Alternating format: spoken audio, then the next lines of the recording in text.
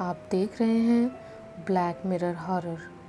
आज की कहानी में आगे बढ़ने से पहले अगर आपने हमारा चैनल अभी तक सब्सक्राइब नहीं किया है तो कर लें और साथ ही बेल आइकन को भी ज़रूर दबाएं। आप अपने ऐसे कोई अनुभव और कहानियाँ हमारे साथ शेयर कर सकते हैं हमारी इंस्टाग्राम आईडी पर। हमारी इंस्टाग्राम आईडी है black_mirror560, जिसका लिंक डिस्क्रिप्शन बॉक्स में दिया गया है। इस कहानी में आगे बढ़ने से पहले अगर आपने इस कहानी के पिछले भाग नहीं देखे हैं तो देख लें, वरना आपको ये कहानी समझ में नहीं आएगी। तो चलिए बढ़ते हैं अब आज की कहानी की ओर। अशोक अजिंक्य को मालिनी के बारे में सब बताता है। अशोक, अजिंक्य, तुम मेरे सबसे करीबी दोस्त हो। तुम तो जानते ही हो मालिनी हमारी इकलौती बेटी है। हमें उसकी बहुत चिंता हो रही है। उसके 2 छोटे छोटे बच्चे भी हैं। अब बस एक तुम ही हो, उसे बचा सकते हो। हमारी मदद करो। अजिंक्य, अशोक, तुमने अब तक तो जो भी मुझे बताया उसके हिसाब से यदि सच में मालिनी बेटी पर कोई बुरा साया है तो हमें जल्दी कुछ करना होगा, क्योंकि ज़्यादा देर तक उसके शरीर में अगर वो साया रह गया तो फिर उस पर उसका कब्ज़ा हो जाएगा और मालिनी की आत्मा को हम हमेशा के लिए खो देंगे। एक शरीर में 2 आत्माएं नहीं रह सकती। सबसे पहले हमें ये पता करना होगा कि मालिनी पर सच में कोई साया है या नहीं, और यदि है तो किसका है। अशोक, तो अब हमें क्या करना चाहिए? अजिंक्य, सबसे पहले तो हमें समय का बहुत ख्याल रखना होगा। हमसे जितनी देर होगी उतनी ही तकलीफ़ मालिनी को झेलनी पड़ेगी। हम जो कुछ भी कर रहे हैं और करेंगे उसके बारे में किसी को भी खबर नहीं होनी चाहिए। हम किसी पर भी भरोसा नहीं कर सकते, यहाँ तक कि आपको अपने दामाद परेश से भी कोई बात नहीं करनी है इस बारे में। अब मैं अपनी तांत्रिक सिद्धि से ध्यान करके जानने की कोशिश करता हूँ कि मालिनी के साथ क्या हुआ है। उसके लिए मुझे कुछ सामान की ज़रूरत पड़ेगी। सुलेखा, जी आप आइए मेरे साथ। ऊपर एक कमरा है, वहाँ आप अपना ध्यान कर सकते हैं। मैं सारा सामान वहीं पहुँचा देती हूँ। कमरे के चारों ओर हल्दी और भभूत की रेखा खींचकर अजिंक्य वहाँ अपने ध्यान करने बैठ जाता है। रात के 11 बज चुके हैं। परेश मालिनी के साथ उस घर में अकेला है। अचानक बेल बजती है। परेश दरवाज़ा खोलता है। कोई परेश के घर आया है। दोनों हॉल में बैठ के बातें करने लगते हैं। बातें करते करते काफ़ी वक्त बीत जाता है। तभी मालिनी के कमरे से दरवाज़ा ठोकने की आवाज़ें आती हैं। मालिनी ज़ोर ज़ोर से चीखने लगती है। अजीब अजीब सी आवाज़ें निकलती हैं। परेश को याद आता है कि आज वो उसे वो थाली देना ही भूल गया जो वो रोज़ देता था।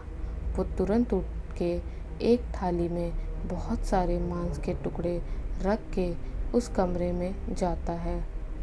अंदर जाकर देखता है तो पूरे कमरे में कांच के टुकड़े बिखरे हुए थे और एक कोने में बैठ के मालिनी कांच के टुकड़े खा रही थी। वो पूरी तरह खून से लथपथ थी।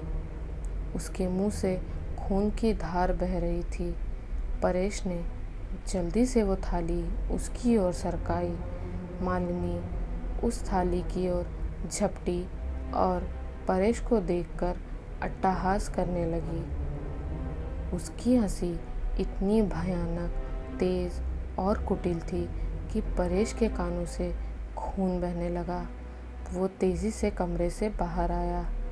हॉल में आया तो वो जिससे बातें कर रहा था अब तक वहीं थी, मधु बख्शी, परेश की कॉलेज की दोस्त।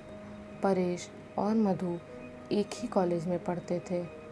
कॉलेज की दोस्ती कब प्यार में बदल गई पता ही नहीं चला। दोनों तो शादी भी करना चाहते थे, लेकिन परेश की माँ को ये मंजूर नहीं था। उन्होंने तो परेश को साफ कह दिया था कि अगर उसने मधु से शादी की तो वो अपने प्राण त्याग देगी। दरअसल परेश कायस्थ ब्राह्मण था और मधु बंगालन। उनका प्यार तो मुकम्मल नहीं हो सका। परेश ने अपनी माँ की पसंद की मालिनी से शादी कर ली और फिर मधु की कभी सुध नहीं ली। मधु भी न जाने कहाँ थी। इतने साल मालिनी बहुत ही सुलझी हुई लड़की थी। परेश उसके साथ अपनी ज़िंदगी में व्यस्त हो गया। ऋषि और रुचि उनकी ज़िंदगी में आ गए। सब बहुत अच्छा चल रहा था। फिर कुछ महीनों पहले उसे अपने ऑफिस के कुछ काम से राजौरी जाना पड़ा। वहाँ जाकर उसे याद आया कि मधु भी राजौरी में ही रहती थी। उसका बहुत दिल कर रहा था कि एक बार जाकर वो मधु को मिलाए या कम से कम उसकी खबर ले आए। पर फिर सोचता, इतने सालों बाद अपने अतीत को कुरेदना ठीक नहीं है। वही हुआ जो उसका दिल चाहता था। वो आखिर उसके घर पहुंच ही गया। वहां जाकर देखा तो वहां कोई भी नहीं था।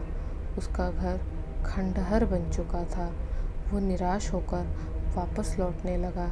तभी उसकी नज़र दरवाजे पर पड़ी। दरवाज़ा खुला था। वो वापस लौटा। अंदर देखा तो हर तरफ जाले लटक रहे थे। खिड़की दरवाजे टूट फूट चुके थे। कीड़े मकोड़े यहाँ वहाँ रेंग रहे थे। अंदर एक कमरे में कुछ पुरानी तस्वीरें लगी थी दीवार पर। मधु के परिवार की तस्वीरें थी वो। उसमें एक तस्वीर मधु की भी थी। परेश ने वो तस्वीर अपने बैग में रख ली। पता नहीं क्या हो गया था उस दिन परेश को। वो बस खिंचा चला जाना चाहता था मधु के पास। वो वापस इंदौर लौट तो आया, लेकिन मधु का ख्याल उसके दिलो दिमाग में घर कर गया। अगले दिन जब वो अपने ऑफिस गया तो उसे अपनी आंखों पर यकीन नहीं हुआ। मधु उसके ऑफिस के बाहर खड़ी थी। तो दोस्तों, कौन थी मधु? क्या परेश से मधु की मुलाकात किसी खतरे को न्योता देना तो नहीं था? ये जानेंगे हम इस कहानी के अगले भाग में। अगर वीडियो पसंद आई हो तो लाइक शेयर करें और ये कहानी आपको कैसी लगी हमें कमेंट सेक्शन में ज़रूर बताएं। तो मिलते हैं इस कहानी के अगले भाग में। तब तक के लिए बाय एंड टेक केयर।